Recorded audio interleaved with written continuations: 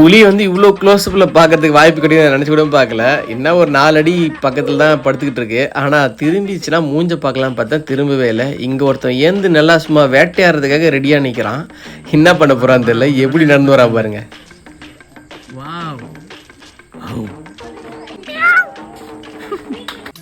டேய் இங்கே வாடா இங்கே வாடா. டேய் 200 ஏதோ ஒருத்த ஒரு மூஞ்சி வச்சு காமிச்சிட்டு போட. டேய் அதான் போடா.